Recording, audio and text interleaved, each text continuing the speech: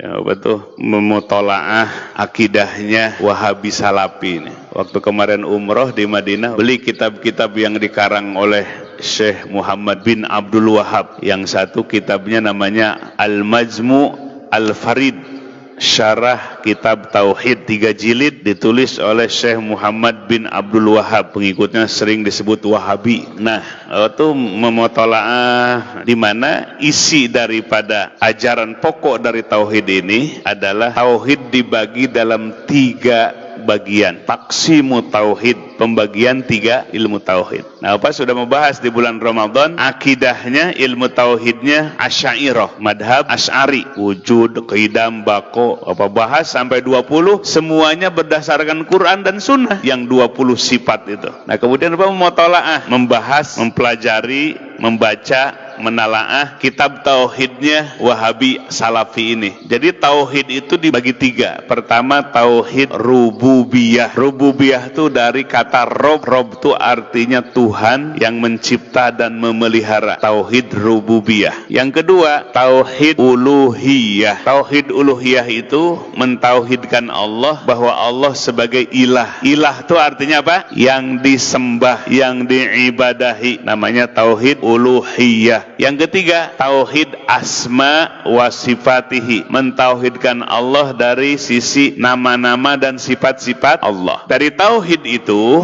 maka akan tergambar dulu masyarakat musyrikin Quraisy, musyrikin Makkah, mereka bertauhid menurut konsep tauhid Wahabi Salafi ini. Cuma tauhidnya hanya tauhid rububiyah. Mereka tuh percaya bahwa Allah itu yang menciptakan dan memelihara seluruh makhluk-makhluknya. Di mana dalam Al-Quran ketika ditanya man khalaqas samawati wal ard, siapa yang menciptakan langit dan bumi, yang ditanya siapa? Musyrikin Makkah. La yaqulunallah, pasti mereka akan berkata, menjawab Allah. Berarti mereka juga bertauhid, tauhid rububiyah. Ini menurut konsepnya tauhid Wahabi Salafi. Tapi mereka tidak mentauhidkan uluhiyah, sebab mereka menyembah berhala-berhala sampai 360 berhala. Jadi dalam satu diri bertauhid rububiyah tapi tidak bertauhid uluhiyah. Jadi sapotong. Menurut konsep tauhid itu, orang musyrikin Mekah satu potong bertauhid, satu potong tidak bertauhid. Mereka bertauhid rububiyah karena mereka meyakini Allah yang mencipta langit, bumi dan segalanya. Tapi mereka tidak bertauhid uluhiyah, menyembahnya bukan hanya Allah, tapi mereka menyembah selain Allah, yaitu berhala-berhala. Akhirnya dari konsep tauhid itu berimbas bagi orang yang bertawasul kepada nabi atau bertawasul kepada para wali, disebut seperti musyrikin Mekah. Ini bahayanya ini. Kenapa? Mereka percaya Allah yang menciptakan langit dan bumi, tapi mereka menyembah selain Allah.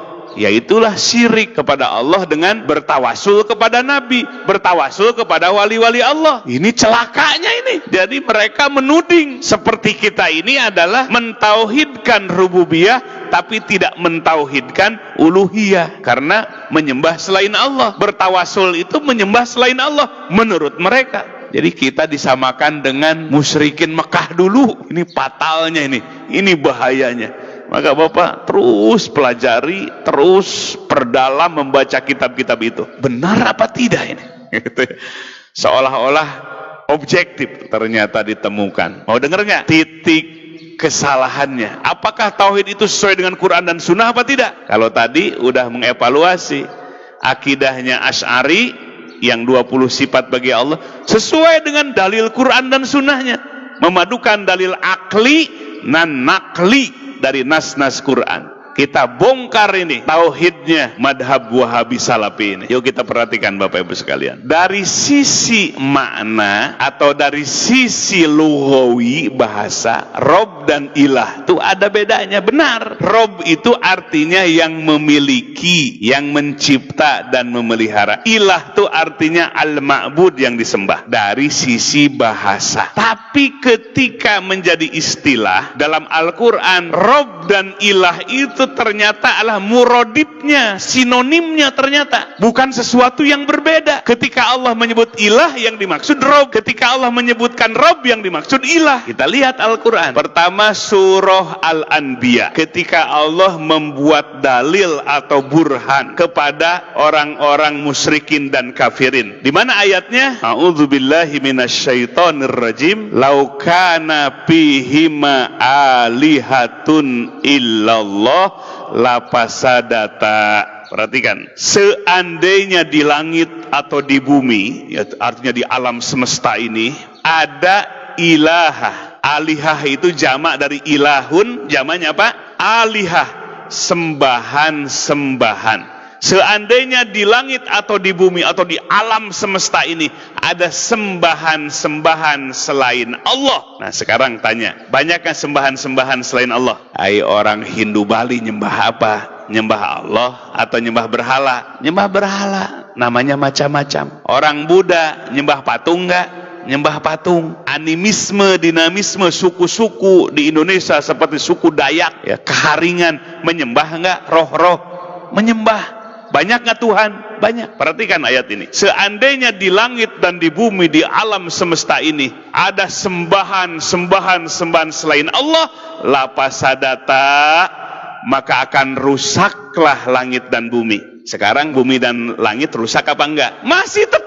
Kalau alihah itu dimaksud sembahan. Buktinya banyak sembahan tapi langit dan bumi tegak. Berarti salah kalau begitu. Yang salah memahami tauhid Wahabi Salafi ini. Maksud alihah di situ adalah maksudnya alihah itu artinya ya Rob juga. Kan gini analognya. Seandainya di langit dan di bumi ada pencipta lain, ada Rob lain yang mencipta, yang memelihara selain Allah, pasti akan rusak langit dan bumi ini. Sekarang di Indonesia presidennya ada 3. Kira-kira bisa ngebangun apa tidak? Kata presiden ini SK-nya keluar, kata presiden ini gak bagus itu. Jadi gak Indonesia? Rusak Indonesia. Seperti di Suriah ada dualisme kepemimpinan. Begitu juga di langit dan di bumi ada Rob lain, pencipta lain selain Allah, pasti rusak langit dan bumi ini. Itu maksudnya. Dalam ayat itu Allah menggunakan alihah, sembahan. Yang dimaksud sembahan itu Rob juga. Kalau di langit dan di bumi ada Rob lain, tuh mana ilah, tuh Rob juga. Kalau ada Tuhan lain, pencipta lain selain Allah, pasti rusak langit dan bumi. Sekarang langit dan bumi rusak apa tidak? Tidak. Berarti Robnya siapa? Cuma satu, Allah. Pencipta siapa? Cuma Allah satu. Pemeliharanya cuma Allah satu. Tapi Allah di situ menggunakan tidak Rob, tapi alihah, sembahan.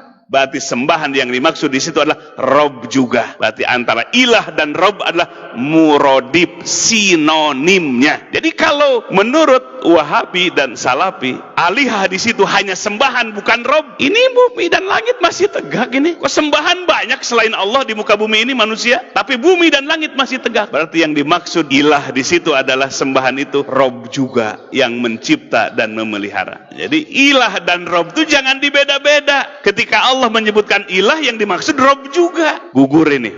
Berarti konsep tauhid, taksimu tauhid, rububiyah, uluhiyah, asma dan sifatnya madhab Wahabi Salafi ini gak sesuai dengan Quran.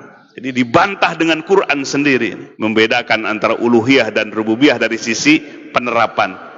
Ternyata uluhiyah, rububiyah, ilah dan Rob itu adalah murodib atau sinonimnya. Ketika Allah menyebutkan ilah, yang dimaksud Rob. Ketika menyebut Rob, yang dimaksud ilah. Jadi mutarodifani, Rob dan ilah kalimatani mutarodifani, murodib dua-duanya atau sinonim. Kalau benar Rob dan ilah itu dibedakan dalam penggunaannya, seharusnya laukana pihima arbabun ilallah, harusnya begitu. Seandainya di langit dan bumi ada arbab, Tuhan-Tuhan, pencipta-pencipta lain selain Allah, rusaklah langit dan bumi ini.